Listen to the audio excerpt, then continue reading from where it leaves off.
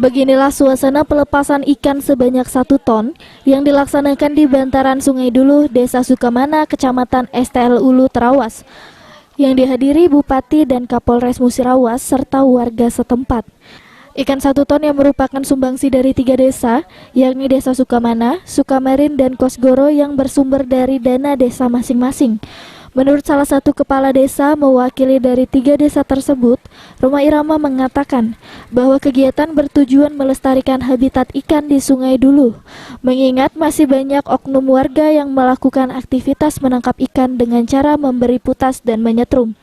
Diharapkan dengan tersebarnya benih ikan di sungai tersebut, ikan makin banyak dan dimanfaatkan warga sebaik-baiknya untuk dikonsumsi jika berkembang biak nanti. Sebanyak 1 ton, jadi dia anggaran dana desa 3 desa Pak, 2020 ini.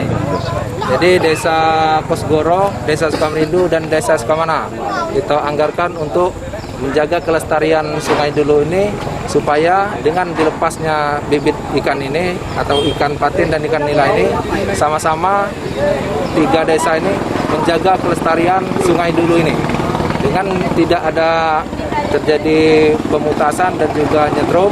Mudah-mudahan ke depannya Sungai Duluh ini tempat kita mencari nafkah, baik pun untuk sayur ya kan, kemudian untuk mencari nafkah masyarakat Sukamana, Sukamarindu, dan Kosgoro.